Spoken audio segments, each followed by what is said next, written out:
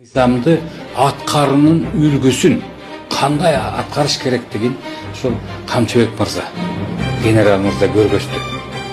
Анын жеке тартиби, саясий маданияттуулугу, айта турган маселени, чек араны иретке келтире турган укуктук актыларды терең түшүнгөндүгү, башка географиялык жааттарды жакшы өздөртүп, башка өлкөлөрдүн ошондой өзүнө тең ата болгон өкүндөштөрү менен тең ата болуп сүйлөшүүлөрдү жүргөзө билгендиги, өзүн тоолукка салып, өзүнүн баркынан Кыргызды наркы бийик тутуп, ошол жакшы бир элибизди сүйүнткөн, кубандырган, ийгилигине ити да сүйүнгөн жакшы бир жашаанды алып келип отурат.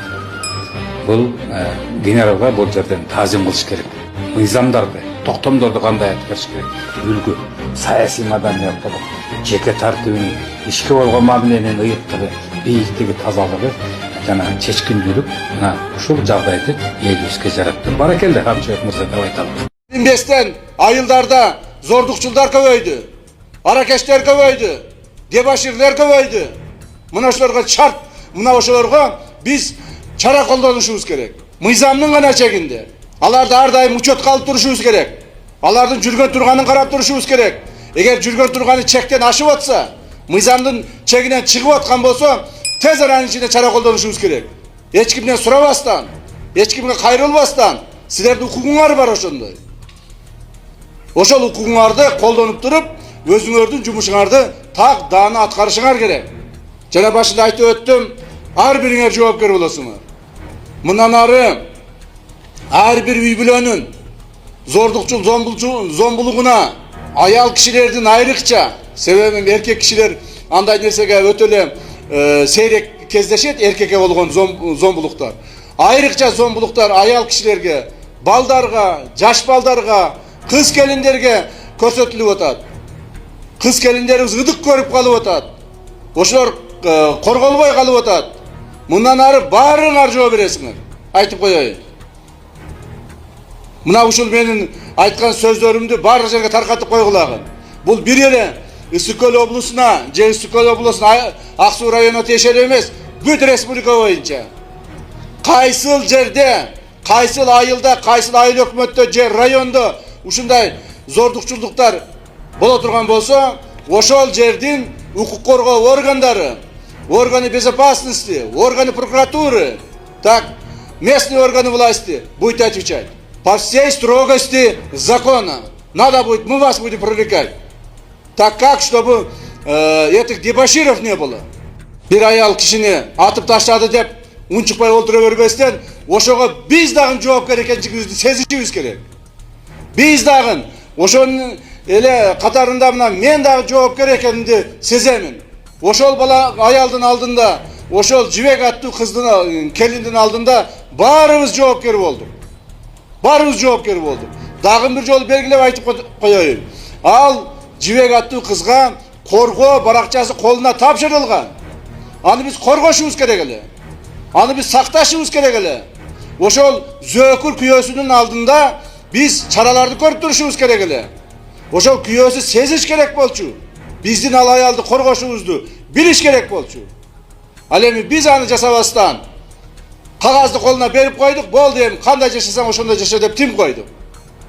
Байкай албай калдык биз ошону. Биз ошону сезбей калдык. Биз ошого күчүбүз байкаганга, сезгенге, ошону коргоп, сактап калганга мүмкүнчүлүгүбүз болгон жок. Мындай нерсе мындан ары кайталанбаш керек. Дагы бир жолу айтайын. Туура эл болгондон кийин элдин арасына ар түрдүү адамдар чыгат экен. Жакшысы бар, жаманы бар дегендей. Бирок ошолордун кайсыл бир деңгээлде азайтышыбыз керек. Азайтышыбыз керек. Бир тим койбош керек. Кандай жашаса ошондой жашасын. Эмне болсо ошо болсун. Ичкенин иче берсин, чеккенин чеге берсин. Баласын уруп коебу, союп коебу, аялын кууп чыгабы, же башка бир кыз келиндерди зордоп коебу, унчукпай карап отура бербестен, ошолорго каттуу чараларды көрүшүбүз керек. Мыйзамда белгиленген, мыйзамдын чегиндеги каттуу чараларды көрсөк эле, кайсыл бир деңгээлде ушул маселе азаят туугандар. Ушуга каттуу көңүл бурушуңарды мен силерден өтүнүп кетемин. Жана бир жагынан, экинчи жагынан талап коемун. Бул урматтуу президентибиздин баарыбыздын алдына, күч структураларынын алдына койгон талабы ушундай. Мына кече курултайда президентибиздин айтканын уктуңар да, туурабы? Эмне деп айтты президент? Ар бир адамыбыздын, ар бир биздин гражданыбыздын укуктары корголуш керек. Ошондуктан мына биз форма кийип, ошондуктан күч структурасы болуп, ошондуктан бардыгыбыз мына чогулуп алып туруп жүрөбүз ушул жерде. Бирок адамдарыбыздын, өзүбүздүн адамдардын укугун коргой албай атабыз. Мындан ары ушул маселеге катуу көңүл бурушубуз керек. Милиция кызматкерлери, уктуңузбу? Милиция кызматкерлери, айрыкча силерде мына өздүк курам көп, Кудайга шүгүр. Бардыгына шарттар түзүлгөн. Участковыйларыңар бар. Ар бир райондордо роудлар бар. Алардын личный состав бар. Туурабы?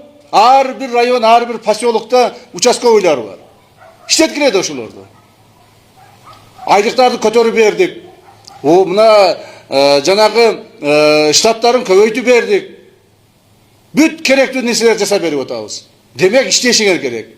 Эгер мындан ары иш болбой турган болсо, мындан ары дагы ушундай шалакылык боло турган болсо, анда биз силерге, укук коргоо органдарына, Улуттук коопсуздук мамлекет комитетинин кызматкерлерине, прокуратура органы кызматкерлерине чара көрө баштайбыз.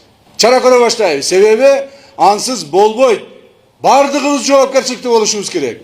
Өзүбүздүн милдеттерибизге так жооп бербегендигибиз үчүн биздин аялдарыбыздын, энелерибиздин, балдарыбыздын укуктарын коргой албастан ар түрдүү зомбулук көрсөткөн жанагы граждандарыбыздын негизинде кыйынчылык түзүлүп калышы мүмкүн.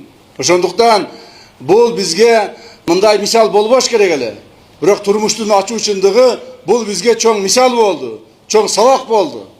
Мындан ары жергиликтүү бийлик органы башчылары, укук коргоо органы башчылары, органы безопасности чогуу биргеликте ушул маселелерди талдап чыгышыңар керек. Айрыкча ушу мына айыл жерлеринде жашаган жерлерде, айыл жерлеринде, райондордо зордукчул адамдарды, ошогон ыктаган адамдарды алдын ала байкап, алдын ала алар менен профилактикалык иштерди жүргүзүшүңөр керек. Качан эле ушу бирөөнү атып өлтүрүп коюп, качан эле бирөөнү зордоп койгондон кийин барып карабастан алдын ала ошону карашыбыз керек. Алдын ала кайсыл жерде ким аракеч экендигин, ким дебашир экендигин, ким туура эмес жашоо образын жүргүзүп аткандыгын ар бирин билишиңер керек. Ар бирин билишибиз керек. Жана ошолорго карата профилактикалык иштерди жүргүзүп, чара колдонушубуз керек. Мына ошондо элибиз тынч жашайт. Мына ошондо биздин жөнөкөй адамдарыбыздын укуктары корголот. Бул маселе боюнча биздин урматтуу президентибиз Садыр Нуркожоевич дагы алдыбызга чоң-чоң тапшырмаларды койду. Мына ушул маселе боюнча ар бириңер сураласыңар. Эгерде мындан ары Кудай сактасын дагы, мындан ары кайсыл бир райондо, кайсы бир айылда ушундай окуяларга туш боло турган болсо, ошол райондун жетекчилери, айыл өкмөттүн жетекчилеринен тартып, милиция кызматкерлери, коргоо кызматкерлери, органы безопасности, прокуратура бардыгыңар жооп бересиңер. Ошондон ишти күчөткүлөгүн. Кабинеттерде отура бербестен көчөгө чыгып, айыл-айылды аралап, ошол адамдардын бардыгын алып чыгышыңар керек. Ошол адамдар бардыгы силерде учетто туруш керек. Ошондо гана жөнөкөй адамдардын укуктары корголот.